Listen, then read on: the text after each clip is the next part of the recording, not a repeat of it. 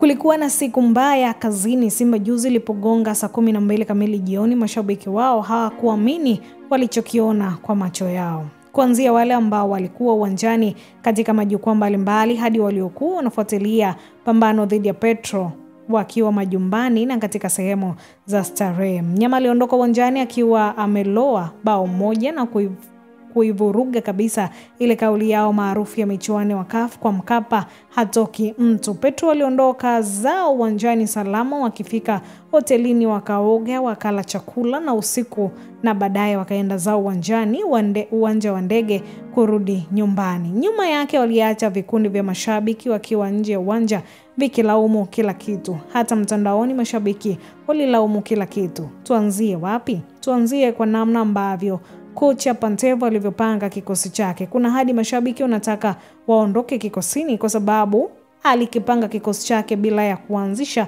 mshambuliaji yeyote yule uwanjani. Suleiman Mwalimu, Jonathan Sow na Steven Mukwala walikuwa wanatazama mpira kama sisi mashabiki walikuwa nje. Pantev alijaribu kujifanya kwamba yupo mbele ya muda, akimuiga Pep ambaye kuna wakati huwa anafanya hivyo. Anatumia kiungo mmoja acheze kama mshambuliaji feki pale mbele. Kuna wakati anakuwa akiwa na Barcelona alikuwa anamuweka nje David Villa na kumpanga kama mshambuliaji wakati ambaye pia ana jukumu kubwa la kumcheza eneo la kiungo. Pantev alifanya majaribio yake katika mechi ngumu akiwa kocha aliyekaa katika benchi la mashabiki wenye vichwa vigumu, iwe Simba au kwa watani wao Yanga. Hakuna shabiki anayeweza kukubali timu ianze bila ya mshambuliaji.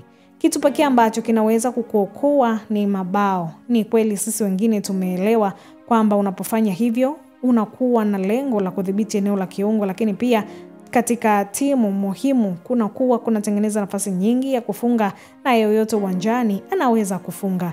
Tatizo katika mfumo huo walimuunganisha Pantev, Elimpanzu na Morris Abraham. Kelele zote za kumtukana kocha na kuondoka klabu ni kwa sababu tu Mpanzu na Morris wakikosa mabao mawili ya wazi katika namna ya kushangaza. Kama Mpanzu na Morris wangetumia nafasi zile leo, Simba ingekuwa imeshinda 2-1 na tungesikia kelele za mashabiki. Zaidi ni kwamba Pantev aliongea kuwa genius kwa namna ambavyo alianzisha kikosi chake bila ya mshambuliaji na bado akashinda mechi. Mpanzu alizungumza kipa wa Petro vizuri tu, akabakia na nyavu lakini akakosa bao. Wanaomtetema wanadai kwamba ni kwa sababu alikosa balance wakati akigeuka. Ukweli ni kwamba hakuna makini, angetoa zaidi angefunga. Kuna wachezaji wengi tu wanaofunga vizuri tu pale. Kina Medli, Kagere walikuwa wanafunga mabao yale. Kitu kilichochokesha zaidi ni kwamba Mpanzu pia aliamsha hisia za mashabiki kwamba uwanja wa Taifa tumechezewa na watani wao wa Yanga, kisha wakamua kukimbilia zao Unguja kucheza mechi zao za CAF kwenye uwanja wa Aman Complex. Haya maneno yameleta na Mpanzu, lakini kuna ule usimba ikinyanyasa wakubwa katika uwanja wa Mkapa. Hakukuwa na ishara za mambo ya nuksi katika uwanja. Sana kulikuwa na kauli ya kwamba kwa Mkapa hatoki mtu. Hayo mambo huwa yanaletwa zaidi na viungo wa timu na wachezaji. Huyu Mpanzu amekuwa hivi tangu msimu uanze na haishangazi kuona amekosa bao lile. Kila nikimtazama na muona anacheza kama vile analazimishwa. Sura yake haina furaha. Sijui ni kitu gani kina mkabili. Vipi kuhusu kundi? Mambo bado kuna imani kwamba timu za Tanzania zinatakiwa kushinda mechi zake 3 za nyumbani kwa ajili ya kujiweka katika nafasi nzuri ya kutinga robo finali. Ni kweli katika mpira ni Afrika jambo hili ni muhimu, lakini katika miaka ya karibuni timu zetu zimebadilika kwa kiasi kikubwa. Na katika mechi yao ijayo dhidi ya Stade Malien ya Tunisia wataporudi na Petro. Isionekane kwamba nguzo kubwa ya kushinda ni pale tu inapocheza mechi za nyumbani. Unaweza kucheza ugenini ukapata sare 2 au kushinda mechi 1 na kisha kurudi nyumbani kufanya kazi nzuri ya kuichukua pointi 6.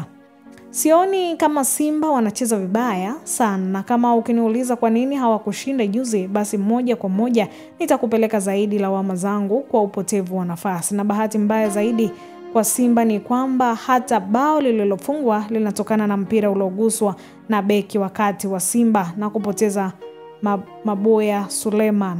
Tayari mpira ulikuwa umeshauona na kulikuwa amepanga kukuokoa, lakini ukapoteza mwelekeo. Hii ni Gift Online TV. Endelea kusubscribe, kushare, kulike na kucomment.